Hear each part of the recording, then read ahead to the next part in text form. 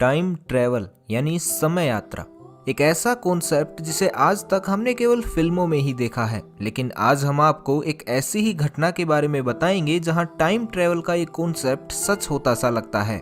ये कहानी है एक ऐसे रहस्यमयी प्लेन की जो बीच हवा से अचानक गायब हो गया था और जब वो वापस मिला तो 35 साल बीत चुके थे।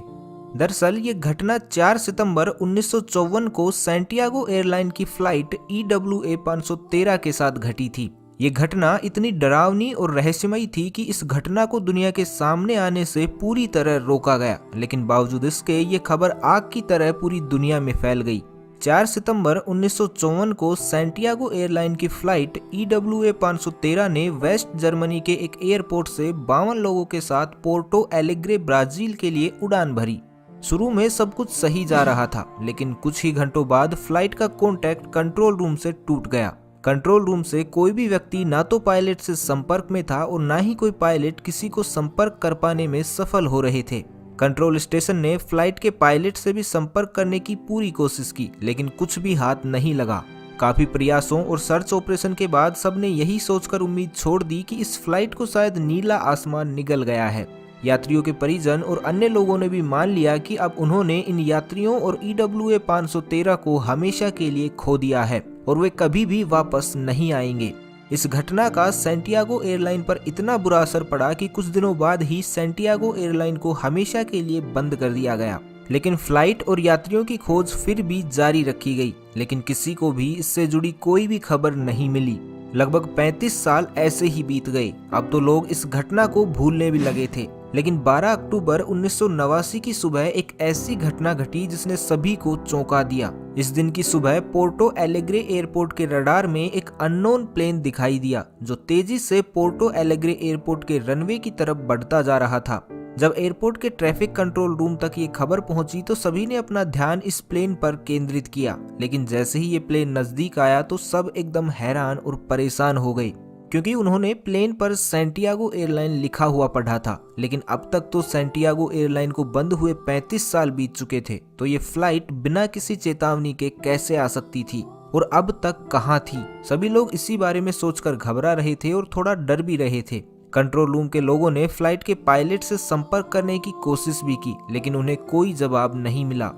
ये घटना जितनी उत्सुकता पैदा करने वाली थी उतनी ही डराने वाली भी थी, लेकिन अभी कंट्रोल रूम के लोगों को इस बात का बिल्कुल भी एहसास नहीं था कि अभी ये घटना और भी डरावना रूप लेने वाली है, जिससे उनके होश उड़ने वाले हैं। खैर, इसी बीच प्लेन पोर्टो एलेग्रे एयरपोर्ट पर लैंड हुआ। जब पायलट से संपर्क करने पर भी कोई जवाब नहीं आया तो वहां मौजूद लोगों ने प्लेन के अंदर जाने का फैसला किया। जैसे तैसे वहां के लोगों ने प्लेन का दरवाजा खोला, लेकिन वो अंदर जाने के नाम से डरे हुए थे। लेकिन मन में एक जिज्ञासा भी थी कि आखिर प्लेन के अंदर चल क्या रहा है। हिम्मत करके जैसे ही लोग अंदर गए तो प्लेन का मंजर देखकर सभी हैरान हो गए।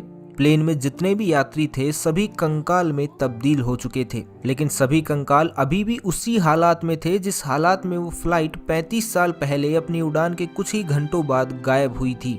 यहाँ तक कि सभी कंकालों की सीट बेल्ट भी बंधी हुई थी। अब यहाँ लोगों के मन में काफी सवाल भी थे, जिनका जवाब लेने के लिए एयरपोर्ट अथॉरिटी के लोग कॉकपिट के दरवाजे की तरफ पायलट से मिलने गए।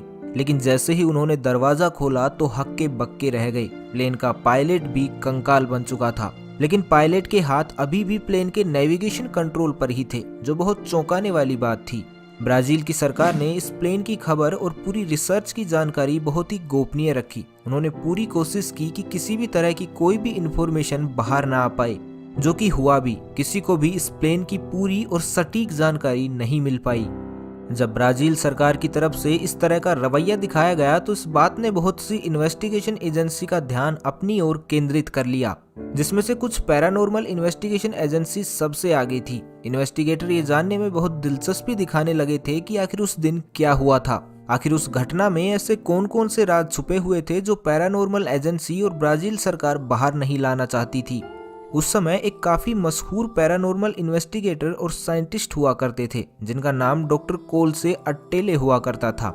ये घटना उनकी नजरों से भी नहीं बच पाई और उनका ध्यान भी अपनी ओर खींच लिया। उन्होंने फैसला किया कि वे इस घटना के असली राज और सभी कारण दुनिया के सामने लाकर रहेंगे, जिसके लिए उन्होंने जी तोड़ मेहनत भी की। लेकिन डॉक्टर कोल्से, अट्टेले और बाकी सभी इन्वेस्टिगेटर दुनिया के सामने सिर्फ एक ही थ्योरी ला पाए, जिसके मुताबिक फ्लाइट 513 किसी तरह के टेम्परेरी टाइम बबल में प्रवेश कर गई थी और 1989 के काल में पहुंच गई। अगर इसको आसान शब्दों में समझा जाए तो फ्लाइट 513 किसी तरह के टाइम ट्रेवल में पहुंच गई थी, जिसकी वजह से ये अद्भुत यात्रा हुई। लेकिन यहाँ एक सबसे बड़ा सवाल था जो किसी भी थ्योरी को गलत साबित कर सकता था, और यहाँ तक कि इस सवाल की वजह से इस घटना की वास्तविकता पर भी संदेह किया जा सकता था। क्योंकि अगर एक पल को मान भी लें कि ये फ्लाइट टाइम ट्रेवल बबल में एंटर हुई और 1989 में पहुंच गई होगी, लेकिन 1989 में पहुंचने के बाद फ्लाइट को पायलट का कंकाल सकुशल लैंड कैसे करवा सकता था। हालांकि कुछ लोग इस घटना को महज एक काल्पनिक कहानी बताते हैं, बिल्कुल उसी तरह जिस तरह एरिया 51 में एलियंस के होने का दावा किया जाता रहा है।